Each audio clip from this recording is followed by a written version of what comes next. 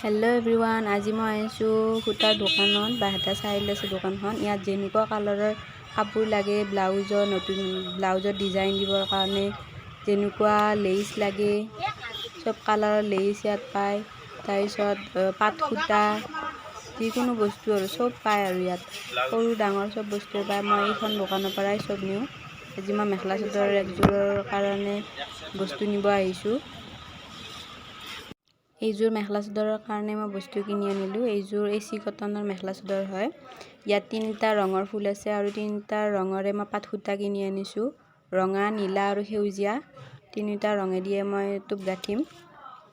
আৰু এইটো ব্লাউজটোৰ লগত মিলাই মই হালধীয়া নেট কিনি আনিছোঁ। মই অলপ ব্লাউজটো এবাৰ নতুন ডিজাইনত বনাম। আৰু তাৰ ৰঙৰ লগত মিলাই মই চুমকি কিনি আনিছোঁ। ইয়াত নীলা আৰু সেউজীয়া 2টা কালাৰৰ চুমকি আছে। মই নেটৰ ওপৰত মাৰি দিম চুমকিবিলাক। ভিডিঅ'টো মই সোনকালে আপলোড দিম। আপোনালোকে মোক তাড়াতাড়ি ছাবস্ক্ৰাইব কৰি থ'ব, তেতিয়া ভিডিঅ'টো পাই যাব।